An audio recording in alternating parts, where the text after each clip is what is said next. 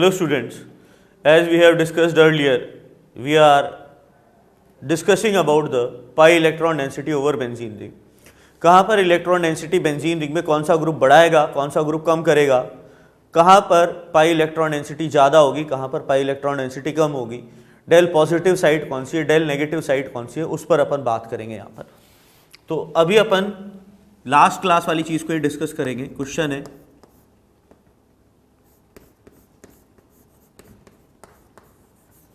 which of the following atom or group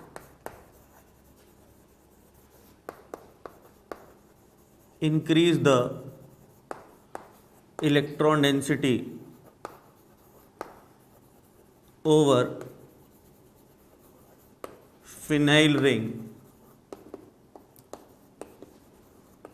in the following। मतलब electron density increase करने वाले group पूछे। Increase the electron density, increase the electron density का मतलब क्या हो गया, ग्रुप के पास नेचर कौन सी होनी चाहिए, ईडीजी होनी चाहिए। और ईडीजी का मतलब क्या है, प्लस एम इफेक्ट या प्लस एच इफेक्ट या प्लस आई इफेक्ट कौन सी कंडीशन में होना चाहिए, डोमिनेटिंग। 50 बार ये वाली बात आपको समझा दी गई है। तो फिनाइल रिंग है,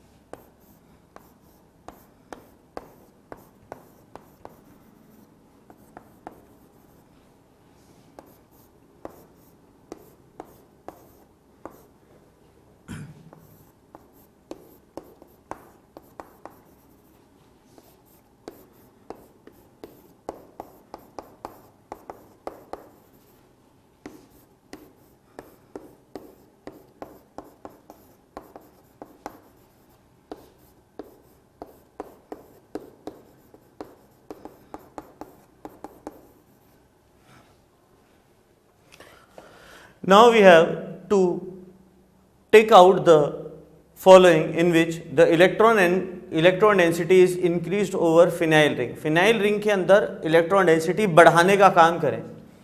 अब कौन कौन से ग्रुप्स हैं, जैसे OH वाला ग्रुप है, लोन पेयर है ऑक्सीजन एटम का, ऑक्सीजन का लोन पेयर इधर देगा तो कौन सा इफेक्ट हो गया, प्लस एम, और यहाँ से खींचेगा तो कौन सा इफेक्ट हो गया, minus M. But plus M is dominating than minus I, किसके रूप में काम करेगा, इलेक्ट्रॉन डोनेटिंग ग्रुप के रूप में। तो यहाँ पर ये बेंजीन रिंग पे इलेक्ट्रॉन डेंसिटी बढ़ाएगा। कहाँ कहाँ पर डेल नेगेटिव करता है, जब लोन पेयर देगा तो डेल नेगेटिव पोजीशन कौन सी हो जाएगी, ऑर्थो और पैरा। नाइट्रोजन का लोन पेयर है, लोन पेयर इधर शिफ्ट हुआ तो कौन सा इफेक्ट देगा, plus M greater than minus I. कौन सा ग्रुप हो गया, इलेक्ट्रॉन डोनेटिंग ग्रुप हो गया। डेल नेगेटिव पोर्शन कौन सा बनाएगा, ऑर्थो और पैरा पोजीशन पे देगा इलेक्ट्रॉन्स। NO2 ग्रुप है, NO2 ग्रुप कौन सा ग्रुप होगा, माइनस एम और माइनस आई वाला, इधर से भी खींचेगा और माइनस एम से भी खींचेगा। ऑर्थो और पैरा पोजीशन कैसी बना देगा, डेल पॉजिटिव। डेल पॉजिटिव का मतलब क्या है, इलेक्ट्रॉन डेंसिटी डिक्रीज हो जाना। यहाँ पर दो और बातें लिख देता हूँ, CCl3 वाला अपन ने एक बार भी नहीं लिखा है।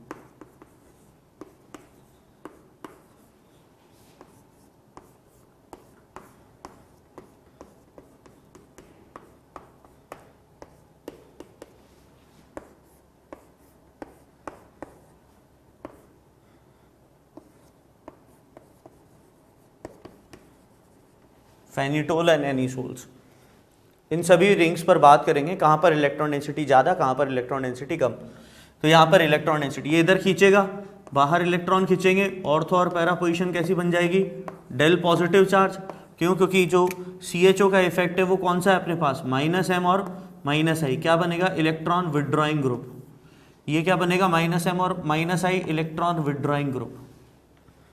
CN है ये वाला बॉन्ड, इसके फेयर में बेंजीन से इलेक्ट्रॉन बाहर, ऑर्थो और पैरा पोजीशन हो गई electron deficient. Del positive charge का मतलब क्या होता है, इलेक्ट्रॉन डेफिशिएंट। ये जो साइनाइड है ये इससे जुड़ी हुई ऑर्थो और पैरा पोजीशन से क्या करेगा, इलेक्ट्रॉन डेंसिटी विड्रॉ करेगा। कौन सा इफेक्ट लगाएगा, -m और -i, मतलब क्या हो गया अपने लिए, इलेक्ट्रॉन विड्रॉइंग ग्रुप। फिर CHO वाला ग्रुप है, CHO वाला ग्रुप इधर विड्रॉ करेगा तो ऑर्थो और पैरा पोजीशन क्या बना देगा, डेल पॉजिटिव बना देगा। CHO का इफेक्ट कौन सा हो जाएगा, -m और -i।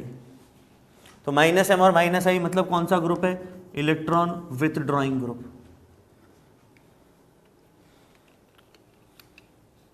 अब देखो इस क्वेश्चन को दूसरी तरीके से मॉड्यूलेट किया जा सकता है। क्वेश्चन आएगा, which of the following group activate the phenyl ring towards EAS। EAS का होगा इलेक्ट्रोफिलिक एरोमेटिक सब्स्टिट्यूशन।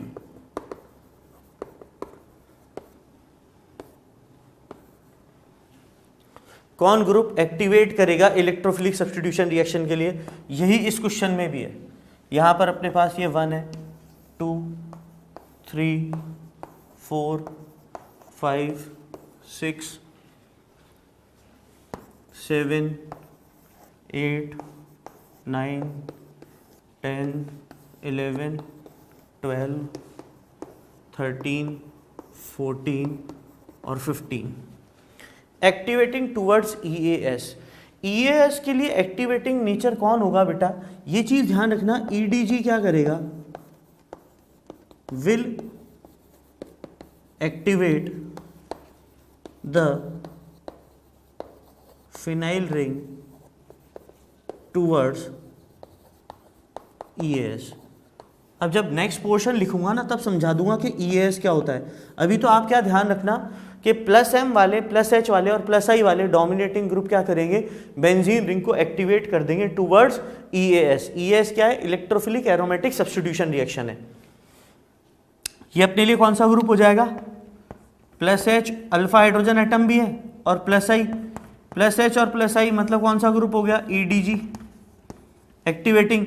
ये भी ऑर्थो और पैरा पोजीशन को क्या बना देता है, डेल नेगेटिव बना देता है जब +H चलता है। तो यहां पर क्या होगा, ऑक्सीजन एटम यहां से +m ग्रेटर देन -I, ये भी EDG ग्रुप जोड़ रखा है अपन ने, और यहां से ये वाला भी कौन सा दिखाएगा, +H और +I, ये भी अपने लिए EDG है। ये यहां से डेल नेगेटिव बनाएगा ऑर्थो और पैरा पोजीशन, और यहां से ये डेल नेगेटिव बनाएगा ऑर्थो और पैरा पोजीशन। तो सारे कार्बन एटम पर क्या होगा, नेगेटिव चार्ज घूम जाएगा कि नहीं घूम जाएगा। तो ये वाली जो रिंग है 8th वाली, ये बहुत ज्यादा क्या होगी, पाई इलेक्ट्रॉन डेंसिटी वाली भरी हुई होगी।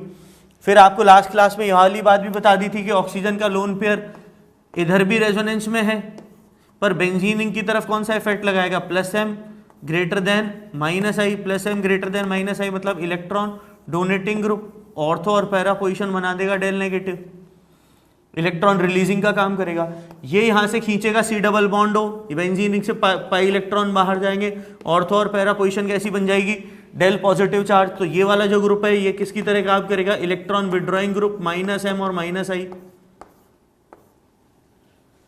अमाइड वाला है C डबल बॉन्ड हो, ग्रुप बाहर, यहां से पाई इलेक्ट्रॉन खिंच गए, ऑर्थो और para position del positive.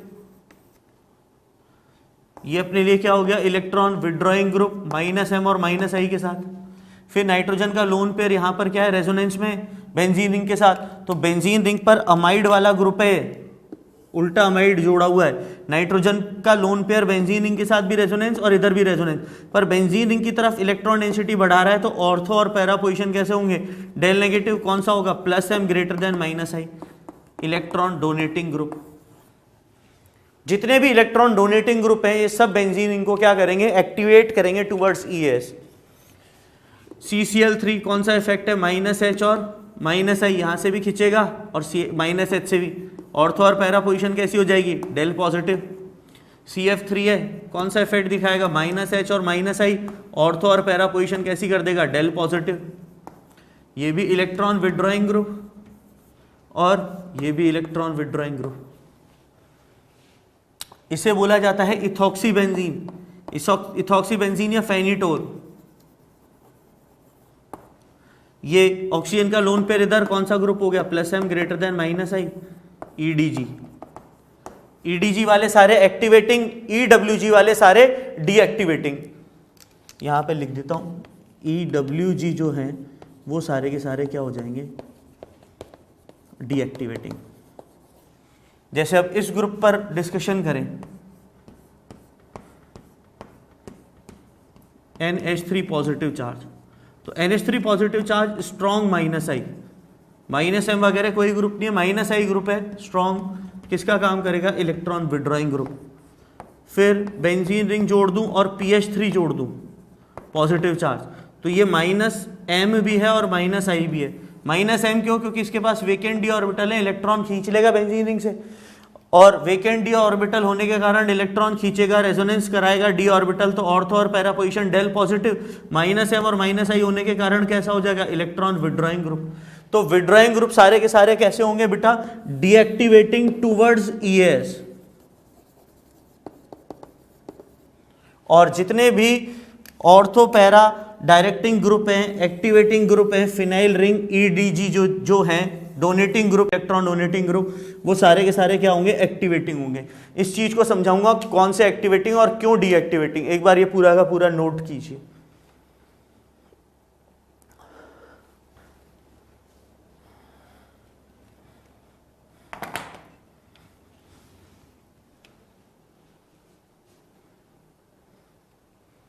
EWG deactivating, EDG activating.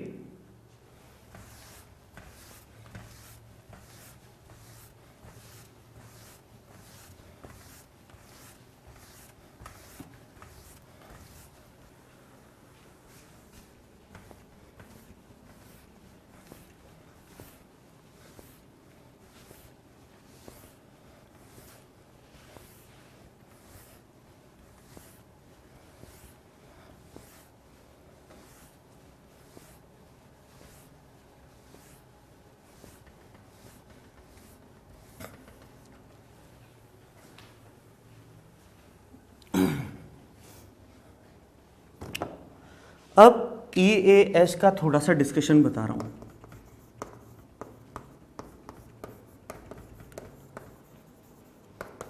Electrophilic aromatic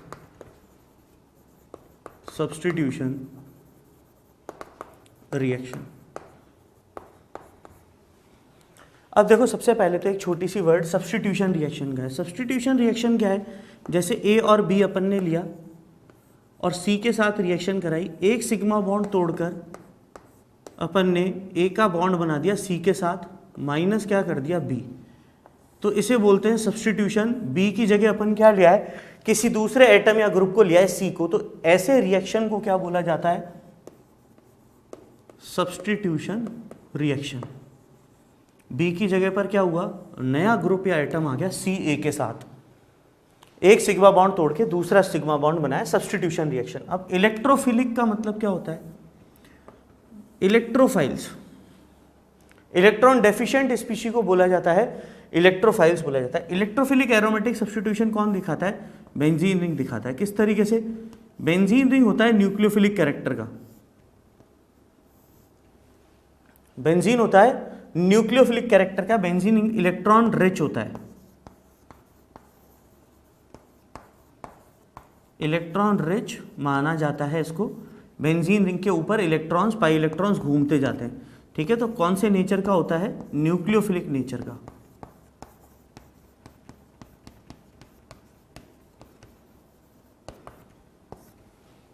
nucleophilic nature कौन सी होती है, nucleus loving, electron rich, ring लिखा हुआ है,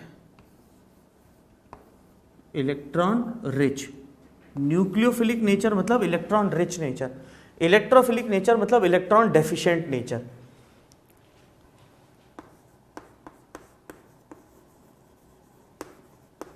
इलेक्ट्रोफाइल इलेक्ट्रो प्लस फाइल नाम यहां से आया, electron plus phile. Electron, electro word आया इलेक्ट्रॉन से, फाइल का मतलब होता है to love. Electron loving species कौन सा होगा? जिसके पास इलेक्ट्रॉन की कमी हो।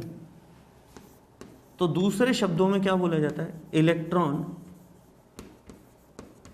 Deficient species.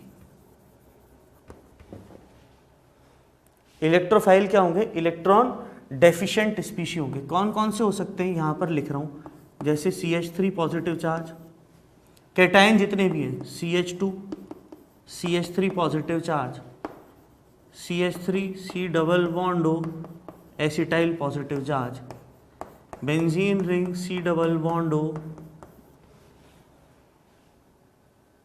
बेंजोइल कैटायन, फिर Cl positive charge, Br positive charge, iodine पर पॉजिटिव चार्ज, हाइड्रोजन पर पॉजिटिव चार्ज, ड्यूटेरियम पे पॉजिटिव चार्ज, T पर positive charge, NO2 positive charge, NO positive charge. जितने भी कैटायन होंगे, इलेक्ट्रोफाइल पढ़ा रहा हूं बेटा, इलेक्ट्रॉन लविंग स्पीशी, जिसके पास इलेक्ट्रॉन की कमी हो। तो इलेक्ट्रॉन की कमी किन के पास होगी? कैटायन जिनका ऑक्टेट इनकम्प्लीट हो। ये सारे के सारे अपने लिए क्या सर्व करेंगे? एज अ इलेक्ट्रोफाइल सर्व करेंगे। ठीक है। और पॉजिटिव चार्ज अपने पास नाइट्रोनियम आयन आ गया, एक्सेट्रा। क्लोरीन, ब्रोमीन और आयोडीन पे पॉजिटिव चार्ज कैसे आएगा वो आगे अपने पास मालूम पड़ जाएगा। और कौन इलेक्ट्रोफाइल होगा?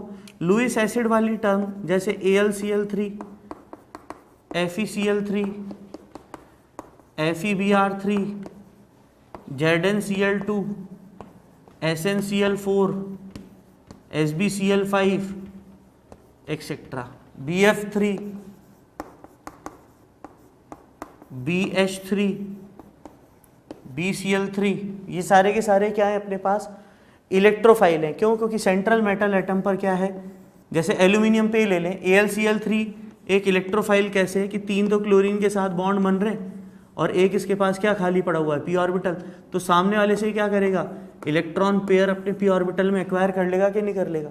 तो इलेक्ट्रोफाइल कौन कौन से हो गए? एक तो कैटायनिक स्पीशी हो गए, एक अपने वो नॉन चार्ज स्पीशी हो गए जिनके पास क्या है? वेकेंट p या d ऑर्बिटल प्रेजेंट है या इनकम्प्लीट ऑक्टेट है, लुईस एसिड्स जिनको बोला जाता है। और कौन कौन से हो गए? यहां पर एक थर्ड वो और लिख रहा हूं, oxides of non metal, SO3 और CO2 भी। क्यों? क्योंकि हमेशा क्या होगा, CO2 का बॉन्ड टूटेगा ऑक्सीजन एटम की तरफ, कार्बन बनेगा डेल पॉजिटिव, SO3 का बॉन्ड हमेशा ऑक्सीजन एटम के फेवर में, सल्फर बनेगा डेल पॉजिटिव। तो ये बन गया अपने लिए इलेक्ट्रोफिलिक सेंटर। कार्बन हमारे लिए क्या है? Electrophilic centre.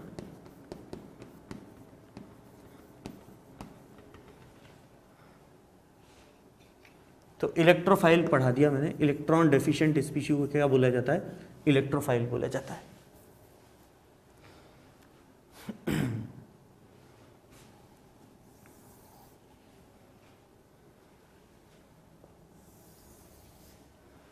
यहां पर आपको न्यूक्लियोफाइल के बारे में और बता देता हूं। Nucleus loving species. न्यूक्लियस में क्या होते हैं? प्रोटॉन्स होते हैं। न्यूक्लियस लविंग स्पीशी का मतलब क्या हो गया? Electron rich species. न्यूक्लियस की तरफ कौन भागेगा? जिसके पास इलेक्ट्रॉन की तादाद ज्यादा है, electron rich species. Electron rich species क्या होंगे? जितने भी एनायंस है, OH ion, hydroxide ion, cyanide ion, OR alkoxide, phenoxide, carboxylate, chloride, bromide, fluoride, iodide, NO3 nitrate, ClO4 negative, ClO3 negative, electron rich species बोला जा रहा है। RS डबल बॉन्ड हो, ऑक्सीजन एटम पे negative charge sulfonate ion, SH negative, SR negative, SPH negative. जितने भी conjugate base हैं acid के, जितने भी एनायंस अपन बना सकते हैं, CH3 negative, CH3CH2 negative, hydride atom H negative, D negative, T negative, etcetera. Negative charge जिस पर भी आ जाए वो सारे के सारे क्या होंगे, इलेक्ट्रॉन पेयर लूटने वाले क्या होंगे, इलेक्ट्रॉन रिच हो जाएंगे। तो न्यूक्लियोफाइल कौन से हो गए, एक तो लोन पेयर वाले एनायंस। एनायंस के बाद दूसरी अपने पास स्पीशी कौन सी होगी, जिसमें सेंट्रल मेटल एटम पर क्या हो, सेंट्रल एटम पर क्या हो, लोन पेयर प्रेजेंट हो। जैसे ROH इलेक्ट्रॉन रिच है, H2O, ROR लोन पेयर देने वाला भी क्या होगा, इलेक्ट्रॉन रिच होगा, क्योंकि लोन पेयर क्या चाहता है, लोन पेयर डोनेट करके कोवेलेंट बॉन्ड बना ले। RNH2 1 degree amine, RNHR 2 degree amine, R3N 3 degree amine, NH3 ammonia, RSH H2S, RSR,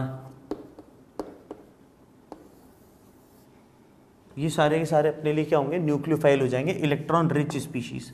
तो एनायन वाले हो गए और लोन पेयर कंटेनिंग हो गए। और थर्ड इसकी बहुत इंपॉर्टेंट कैटेगरी है, न्यूक्लियोफाइल की 3 कैटेगरी है, anions, lone pair containing atoms, और लास्ट है पाई बॉन्डेड हाइड्रोकार्बन। पाई बॉन्डेड हाइड्रोकार्बन होने के कारण क्या होगा, इलेक्ट्रॉन डेंसिटी बढ़ जाएगी। एल्कीन्स हो गया, एल्काइंस हो गया, benzene and it's derivatives, benzene और बेंजीन के डेरिवेटिव। एल्कीन है, कार्बन एटम पे डबल बॉन्ड होने के कारण 2 कार्बन एटम के बीच में कितने इलेक्ट्रॉन है, 4। एल्काइन 2 कार्बन एटम के बीच में कितने इलेक्ट्रॉन है, 6। इलेक्ट्रॉन रिच स्पीशी, न्यूक्लियोफाइल कौन सा हो जाएगा, इलेक्ट्रॉन रिच स्पीशी। और बेंजीन डेरिवेटिव, बेंजीन रिंग के प्लेन के ऊपर और नीचे क्या है, पाई इलेक्ट्रॉन्स का क्लाउड है। कितने पाई इलेक्ट्रॉन्स का, 6 पाई इलेक्ट्रॉन्स का। तो ये भी कौन सा हो जाएगा, न्यूक्लियोफिलिक स्पीशी हो जाएगा। तो अलग से पेज पर आप क्या करो, एक पेज की इसकी जगह छोड़ दो, क्योंकि आपको क्या पढ़ा रहा हूँ अभी, EAS के बारे में बता रहा हूँ। पर EAS से पहले अपने को किस किस के बारे में जानकारी होनी चाहिए, हमारे को मालूम होना चाहिए कि न्यूक्लियोफाइल हमारे लिए क्या चीज़ है और हमारे लिए इलेक्ट्रोफाइल क्या चीज़ है। तो ये पूरा एक बार नोट करिए, फिर आपको EAS के बारे में बताते हैं।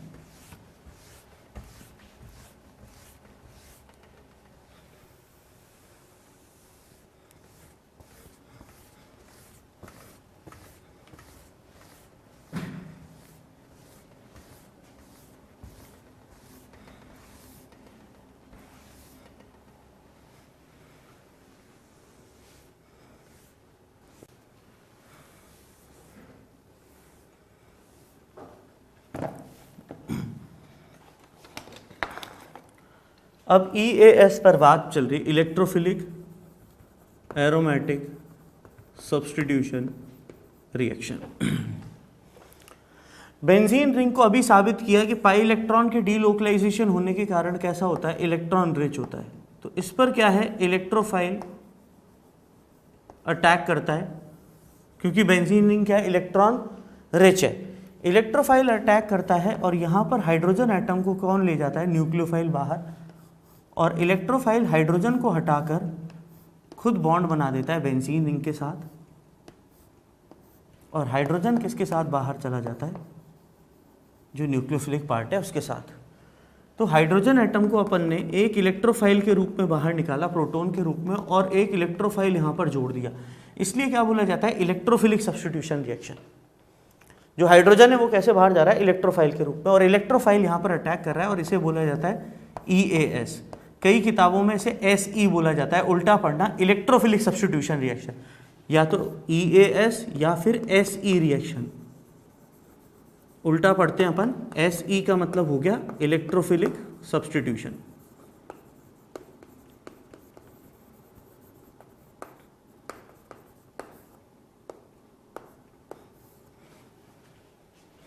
अब how is this reaction going on. अब इसका अपन नीचे क्या करेंगे, मैकेनिज्म समझाऊंगा कि रिएक्शन किस तरीके से चली। एक एक स्टेप बाय स्टेप स्टडी को क्या बोला जाता है, मैकेनिज्म बोला जाता है, जब रिएक्शन की पूरी काइनेटिक्स और थर्मोडायनेमिक्स अपन समझते हुए चले। पहला स्टेप जो है,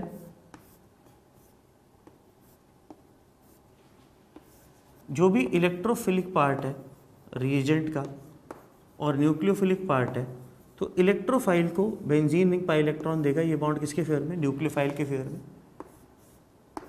यहाँ पर आ गया पॉजिटिव चार्ज, यहाँ पर पहले से ही हाइड्रोजन एटम थी, और क्या आ गया, इलेक्ट्रोफाइल। यहाँ पर पाई बॉन्ड, यहाँ पर पाई बॉन्ड। बेंजीन को एरीन भी बोला जाता है और फीन भी बोला जाता है। एरीन्स भी बोला जाता है बेंजीन को, बेंजीन भी बोला जाता है, और फीन भी नाम है इसका। अब बनने वाले कार्बोकेटाइन को क्या बोला जाता है, अरीनियम आयन। पाई बॉन्ड तोड़कर सिग्मा बॉन्ड बना है, इसलिए इसको क्या बोलते हैं, सिग्मा कॉम्प्लेक्स भी बोलते हैं।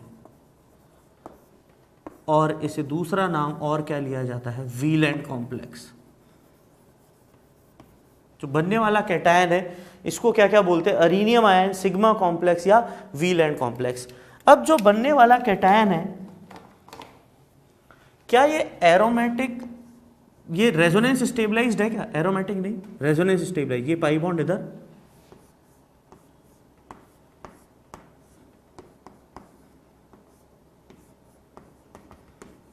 ये पाई बॉन्ड इसके फेवर में,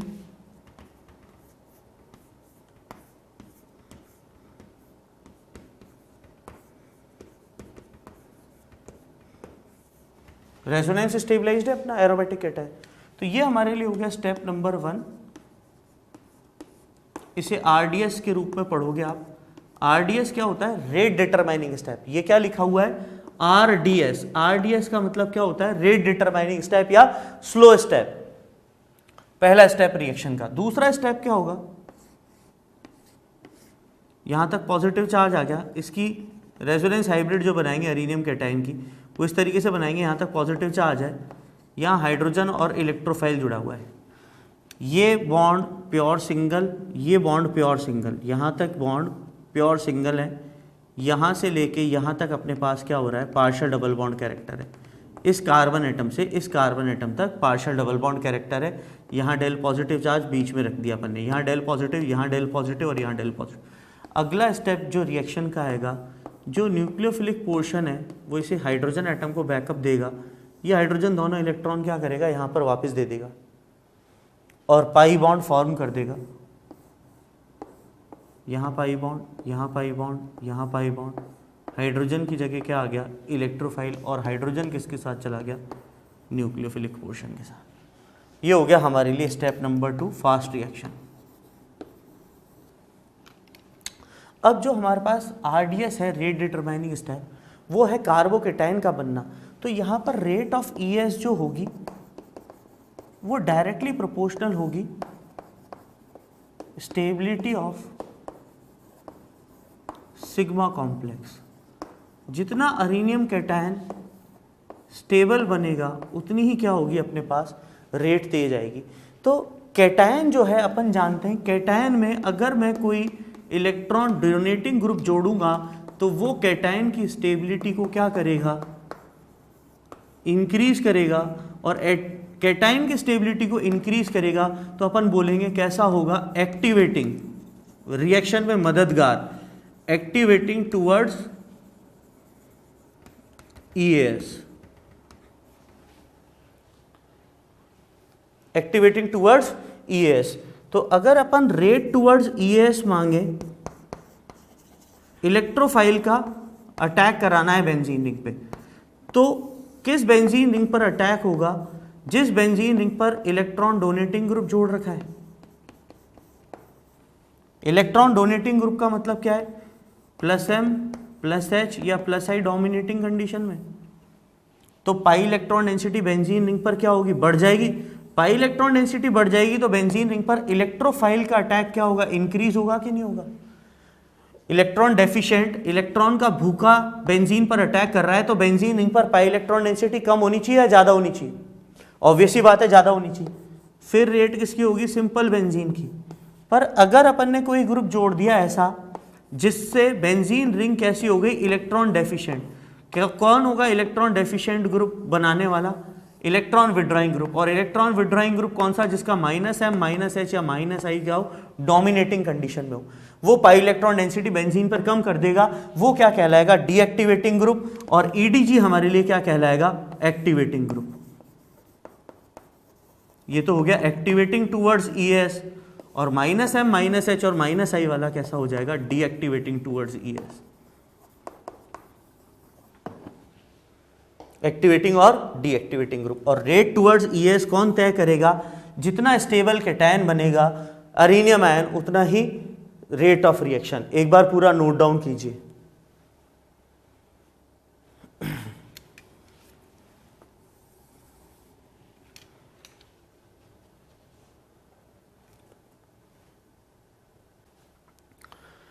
अब देखो यहां पर ये चीज डिस्कस क्वेश्चन के थ्रू पूछी जा सकती है। Which of the following is activating और डीएक्टिवेटिंग टूवर्ड्स EAS?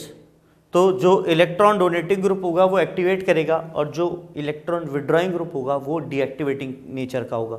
इलेक्ट्रोफाइल वो जो इलेक्ट्रॉन डेफिशिएंट है, न्यूक्लियोफाइल वो जो इलेक्ट्रॉन रिच है।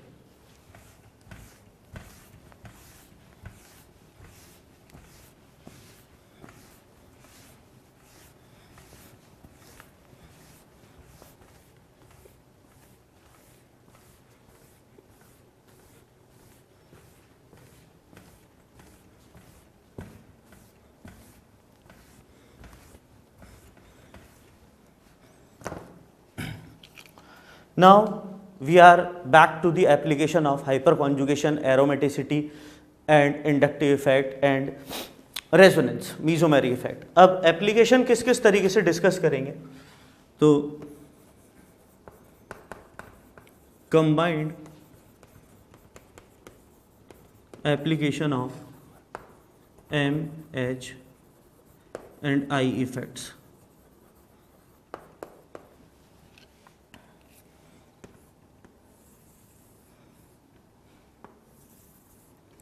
Combined application of M, H and I effects, mesomeric, hyper conjugation और इंडक्टिव इफेक्ट पढ़ेंगे। अपन इसको क्लासिफाई कर लेते हैं, क्या क्या चीज़ पढ़ेंगे। सबसे पहले तो अपन स्टेबिलिटी कंपैरिजन पढ़ेंगे ऑफ कार्बोकेटायन। पहली एप्लीकेशन अपने पास ये होगी। दूसरी एप्लीकेशन होगी stability comparison of carbon free radical.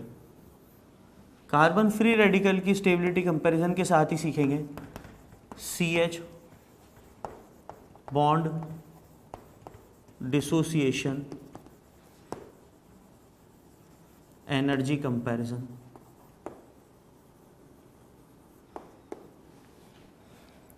Fourth point सीखेंगे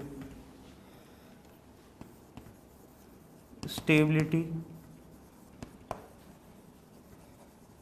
कंपैरिजन ऑफ एनायंस। इसमें कार्बो एनायन भी आ गए और दूसरे एनायंस भी आ गए। फिर फिफ्थ पॉइंट होगा acidic strength comparison. Acidic strength comparison पढ़ते पढ़ते ही बीच में एक नया इफेक्ट इंट्रोड्यूस हो जाएगा जिसको बोलेंगे SIR। SIR का मतलब क्या होगा?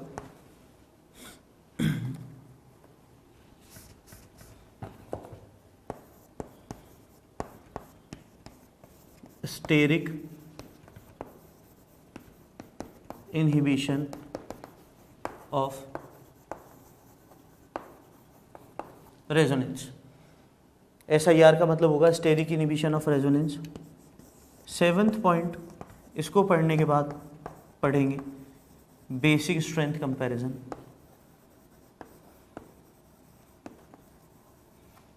बेसिक स्ट्रेंथ कंपैरिजन के बाद एक इफेक्ट यहाँ पर लॉन्च हो जाएगा, SIP, स्टेरिक इनहिबिशन इन प्रोटोनेशन। SIP, स्टेरिक इनहिबिशन इन प्रोटोनेशन। और फिर कुछ और थोड़ी मिसलिनियस रिएक्शन वगैरह पढ़ेंगे और ये अपना चैप्टर यहाँ पर जाकर एंड हो जाएगा एप्लीकेशन ऑफ कंबाइंड एप्लीकेशन पर। तो ये प्रीफेस है अपने पास, क्या अपन स्टार्ट करना चाह रहे हैं। करो, नोट कर लो जल्दी से।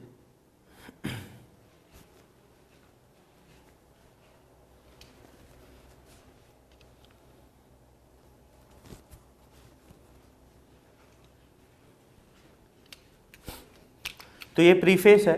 अब कितना पोर्शन अपने पास बच रहा है?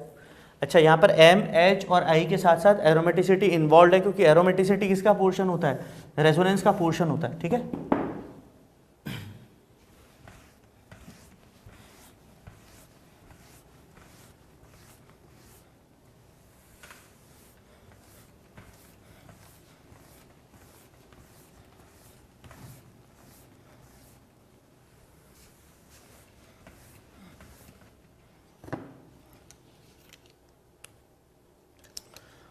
सबसे पहले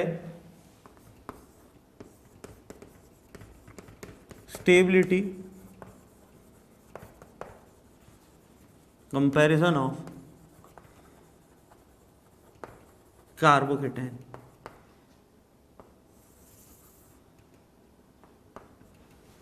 अब इसमें सबसे बड़ा फंडा जो है स्टेबिलिटी कंपैरिजन ऑफ कार्बोकेटाइन के अंदर, पहले तो अपन कार्बोकेटाइन पर बात कर लें। कार्बोकेटाइन क्या चीज़ है अपने पास?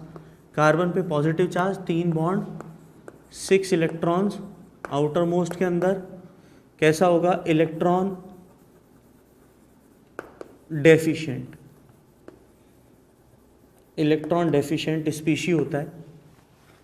अब इलेक्ट्रॉन देने वाला स्टेबिलिटी बढ़ाएगा और खींचने वाला स्टेबिलिटी कम करेगा। तो सबसे पहले जो सबसे स्टेबल कार्बोकेटाइन है that is OCC, octet complete cation.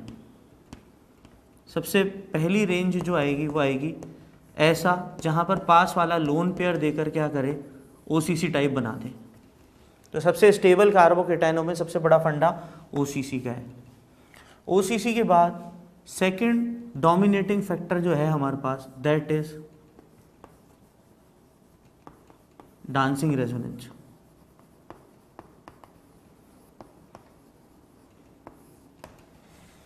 Dancing resonance क्या है? यहाँ पर साइक्लोप्रोपेन का दिखने वाला सिग्मा बॉन्ड कौन सा कैरेक्टर रखता है? बेंट पी ऑर्बिटल होने के कारण पाई बॉन्ड कैरेक्टर। इस वाले में पाई बॉन्ड कैरेक्टर होता है, तो ये यहाँ से इलेक्ट्रॉन दे देता है। रेजोनेटिंग स्ट्रक्चर इस तरीके से बनती है, ये इलेक्ट्रॉन दे देगा तो यहाँ पॉजिटिव चार्ज आ गया, नीचे वाले से इलेक्ट्रॉन आ गए तो रिंग इधर से खुल जाएगी, यहाँ कंप्लीट ऑक्टेट हो गया, पाई बॉन्ड बनने के साथ ये पॉजिटिव चार्ज आ गया। इसको क्या बोलते हैं? डांसिंग रेजोनेंस या electron density supplied from bent P orbitals. उसके बाद फिर फंडा किसका लगाएंगे?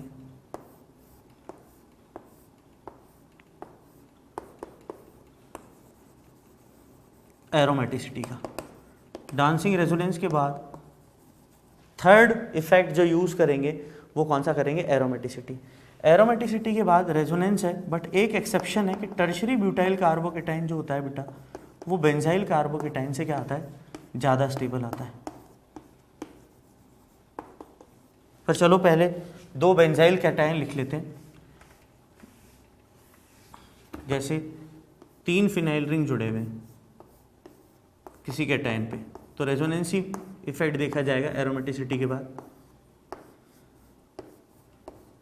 ये तो समझ में आ गया ना? Tropylium cation aromatic, 6 pi electrons का delocalisation, in cyclic resonance, aromatic cation, tropylium ion. यहां पर तीन तरफ से कौन सा इफेक्ट आएगा, प्लस आर या प्लस एम, जिसको बोलते हैं एक ही बात है, प्लस आर या प्लस एम। एक तरफ जो पॉजिटिव चार्ज है वो तीन बेंजीन रिंग पर रेजोनेंस के थ्रू स्टेबलाइज, फिर एक बेंजीन रिंग कम कर दें, दो बेंजीन रिंग से प्लस एम या प्लस आर बोलते हैं, एक ही बात है। इलेक्ट्रॉन क्या होंगे, कैटायन की तरफ आएंगे। बेंजाइल 5 रेजोनेटिंग स्ट्रक्चर बनाता है। फिर एक एक्सेप्शन है कि अल्फा हाइड्रोजन एटम 9 वाला क्या होगा, बेंजाइल कार्बोकैटायन से जीत जाएगा। फिर बेंजाइल कैटायन, बेंजाइल के बाद सिंपल रेजोनेंस वाला एलाइल कैटायन। एलाइल कैटायन के बाद अपने पास नंबर किसका आ जाएगा, 2 डिग्री कैटायन का और 3 डिग्री कैटायन का, और 1 डिग्री कैटायन का। यहाँ पर अपन इसके बाद यहाँ पर लिखेंगे RCH पॉजिटिव चार्ज और R, और फिर लिखेंगे RCH2 पॉजिटिव चार्ज, फिर लिखेंगे CH3 पॉजिटिव चार्ज। ये अपने पास एक स्टेबिलिटी ऑर्डर है। सबसे नंबर 1 पे OCC बनेगा, क्योंकि OCC में जब रेजोनेंस चलाएंगे तो ऑक्टेट कंप्लीट होना स्टेबिलिटी की सबसे बड़ी कंडीशन होती है। यहाँ पर ऑक्टेट कंप्लीट हो जाता है, तो octet complete, dancing resonance, aromaticity. Aromaticity के बाद किस पर बात करेंगे, रेजोनेंस। रेजोनेंस में प्लस एम इफेक्ट स्टेबिलिटी बढ़ाएगा। फिर एक्सेप्शन है हाइपर कॉन्जुगेशन के कारण, 3 मिथाइल ग्रुप तीन तरफ से क्या लगाएंगे, प्लस H और प्लस I। यहाँ से कौन सा इफेक्ट जाएगा, प्लस M। यहाँ से कौन सा इफेक्ट जाएगा, प्लस M। 2 एल्काइल ग्रुप दो तरफ से क्या लगाएंगे, प्लस H और प्लस I। एक तरफ से क्या आएगा, प्लस H और plus I। More the number of alpha hydrogen atom more will be the stability of carbocation. तो ये तो जनरलाइजेशन है स्टेबिलिटी कंपैरिजन ऑफ कार्बोकैटायन का। एक बार नोट कीजिए यहाँ तक पूरा।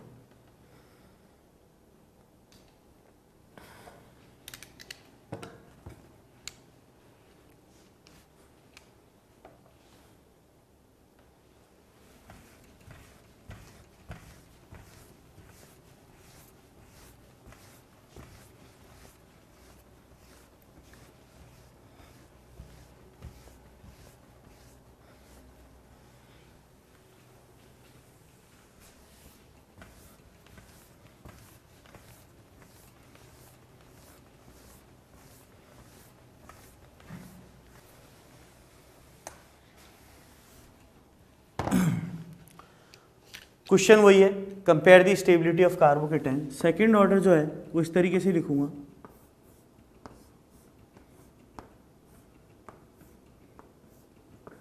एरोमेटिक,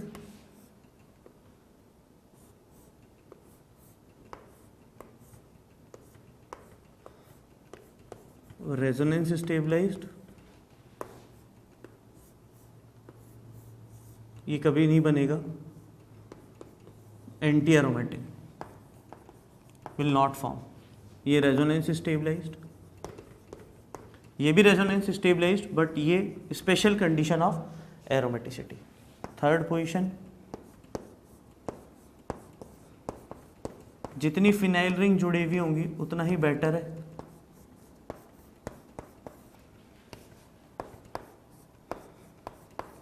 दो तरफ से प्लस एम, दो बेंजीन रिंग है तो, और एक तरफ से प्लस एम। बेंजीन की तरफ से क्या आता है, प्लस एम इफेक्ट आता है। समझाऊं इसको थोड़ी सा, यहाँ पे ये पाई बॉन्ड क्या करेगा, इधर की तरफ ट्रांसफर करते हैं कि नहीं करते। तो तीन तरफ अगर फिनाइल रिंग जुड़ी हुई है तो तीन तरफ से क्या होगी, पाई इलेक्ट्रॉन डेंसिटी सप्लाई हो जाएगी कि नहीं हो जाएगी इस पर।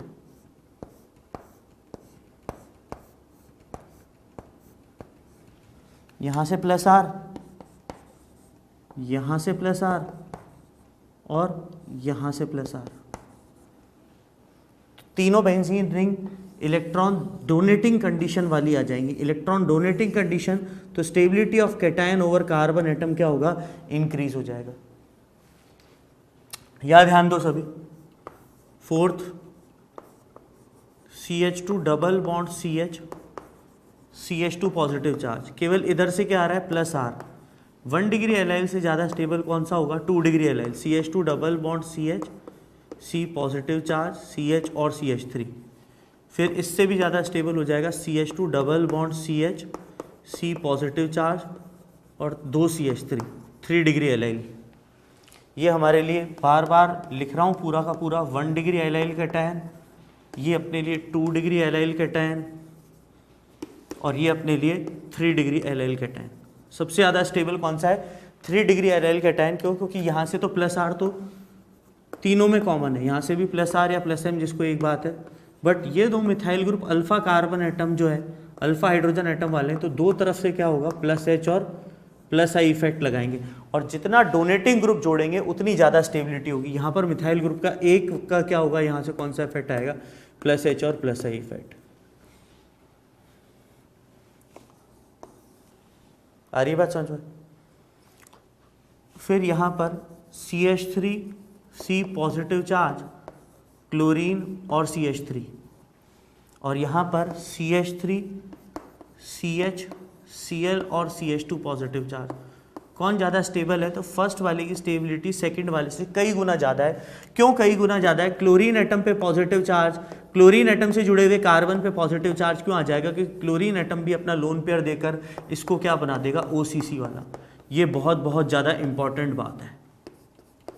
वो लोन पेयर कंटेनिंग एटम जहाँ पर अपने पास कार्बन पे पॉजिटिव चार्ज है, वो उसकी स्टेबिलिटी को क्या करेगा, बढ़ावा देगा। जैसे अपन यहाँ पर क्या करें, NH लगा दें, नाइट्रोजन पे लोन पेयर, यहाँ पाई बॉन्ड है और यहाँ पर पॉजिटिव चार्ज है, तो ये लोन पेयर इधर देकर इसको OCC बना देगा। ये वाला स्टेबल होगा किससे, नाइट्रोजन एटम रखें, लोन पेयर हाइड्रोजन एटम और यहाँ पर पॉजिटिव चार्ज। यहाँ पर कौन सा इफेक्ट आ रहा है, नाइट्रोजन एटम का माइनस I इफेक्ट, जबकि यहाँ पर कौन सा इफेक्ट आ गया, प्लस R इफेक्ट। ये OCC बन गया, octet complete cation types.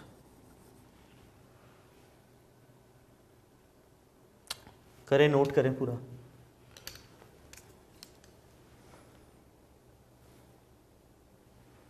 Seventh और एट्थ यहाँ पर जगह है इसलिए लिख देता हूँ। सेवन्थ वाला कौन सा होगा, कि एक तरफ से डांसिंग रेजोनेंस से ज़्यादा स्टेबल कौन सा होगा, दो तरफ अपन कौन सी ग्रुप जोड़ दें, साइक्लोप्रोपाइल। दो तरफ से ज़्यादा स्टेबल कौन सा होगा, जब तीन तरफ अपन कौन सी ग्रुप जोड़ दें, ठीक है। फिर एट्थ वाला एरोमेटिक और एंटी एरोमेटिसिटी से ज़्यादा है, कि यहाँ पर पाई बॉन्ड, यहाँ पाई बॉन्ड और ये पॉजिटिव चार्ज। ये कौन सा बनता है, anti aromatic, 4 carbon 4 pi electron का साइक्लिक डिलोकलाइजेशन एंटी एरोमेटिक है, तो ये बहुत अनस्टेबल है। ये अपने लिए रेजोनेंस स्टेबलाइज्ड होगा, नॉन एरोमेटिक है, साइक्लिक रेजोनेंस नहीं है। और इससे भी ज़्यादा स्टेबल कौन सा हो जाएगा, एरोमेटिक वाला। तो 8 और लिख दिया यहाँ तक।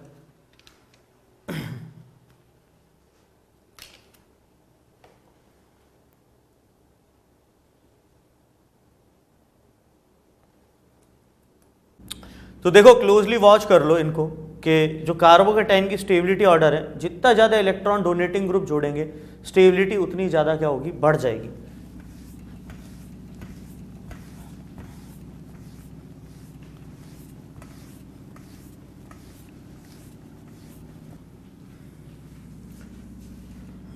These are the relative stability order of carbocation. और इन पर बात क्यों कर रहे हैं, क्योंकि कार्बोकेटाइन क्या होगा बेटा, रिएक्शन के दौरान कार्बन एटम लूज करके किसी एटम को या ग्रुप को कैटायन बनाएगा, और कैटायन कौन सा बनेगा, और कैटायन रीअरेंज होकर अपनी ज़्यादा स्टेबल फॉर्म में आएगा या नहीं आएगा, उसकी जानकारी होने के लिए हमारे को ये मालूम होना चाहिए कि कार्बोकेटाइन कम स्टेबल कौन सा है, ज़्यादा स्टेबल कार्बोकेटाइन कौन सा है। 9th एग्जाम्पल अपने पास इन सब बातों को जोड़ते हुए, dancing resonance,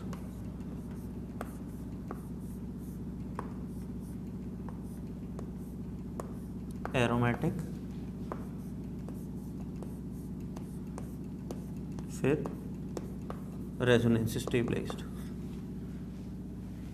9th CH3C positive charge, CH3 CH3 exception, इसलिए बार बार अलग से भी लिखा रहा हूँ, बेंजाइल कार्बोकेटाइन से ज़्यादा stable.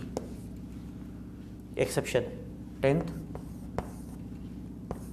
CH3 CH2 positive charge से ज़्यादा stable, CD3 CH2 positive charge से ज़्यादा stable, CT3 CH2 positive charge. बिल्कुल गलत ये ऑर्डर आएगा, क्योंकि अपन जानते हैं CH बॉन्ड का प्लस H इफेक्ट CD वाले से ज़्यादा और CD वाले का CT वाले से ज़्यादा। तो यहाँ पर प्लस H और प्लस I गिनेंगे, और प्लस H और प्लस I में सबसे ज़्यादा डोमिनेटिंग पहले कौन सा होगा? प्लस H इफेक्ट होगा। तो डोमिनेटिंग हमेशा ध्यान रखना, MH और इंडक्टिव इफेक्ट में सबसे पहले कौन आएगा? मीजोमेरिक। मीजोमेरिक के बाद किस पर बात करेंगे? Hyper conjugation. और फिर लास्टली किस पर डिस्कशन होगा? इंडक्टिव इफेक्ट पर। और यहाँ पर CT3 से भी क्या देखेंगे? प्लस H और plus I।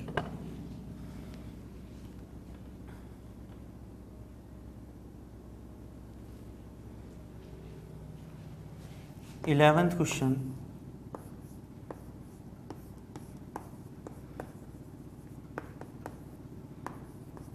JEE main previous year.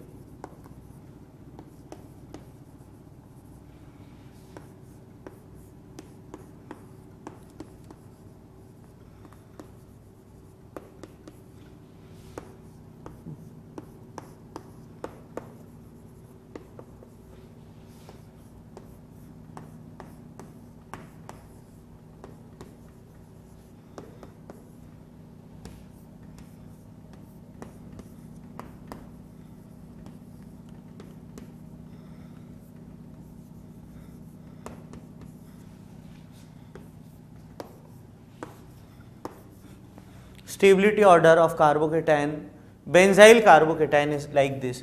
This is para-methoxy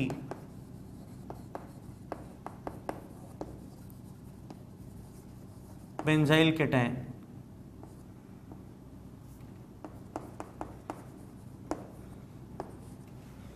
पैरामिथॉक्सी benzyl cation का क्या है खेल? देखो, ये ऑक्सीजन एटम का लोन पेयर इधर जा रहा है, तो ये कौन सा इफेक्ट दिखा रहा है? Plus M effect. डोमिनेटिंग गिन लो।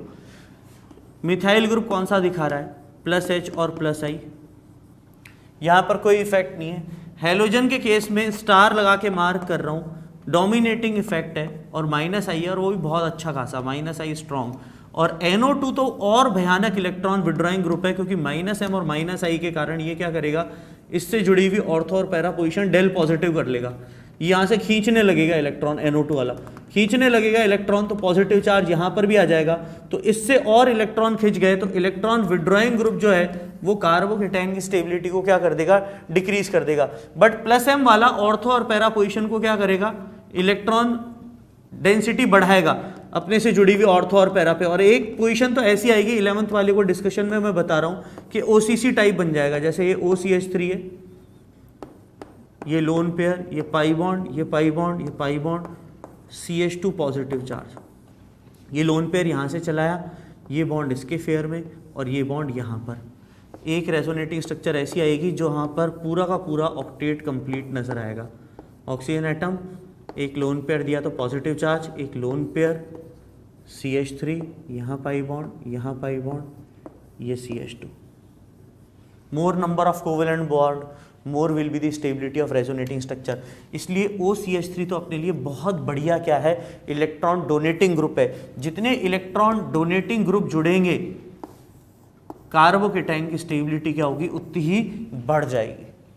करो, नोट करो।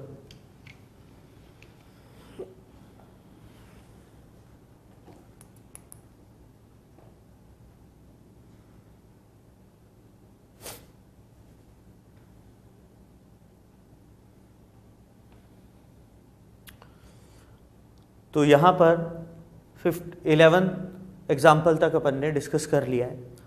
अब कार्बोकेटाइन की स्टेबिलिटी से ही नेक्स्ट क्लास में वापस स्टार्ट करेंगे। आज के लिए इतना ही, ठीक है? तो एप्लीकेशन ऑफ M, H और I इफेक्ट कंबाइंड पढ़ रहे हैं, यहाँ से नेक्स्ट क्लास में स्टार्ट करेंगे। Thank you.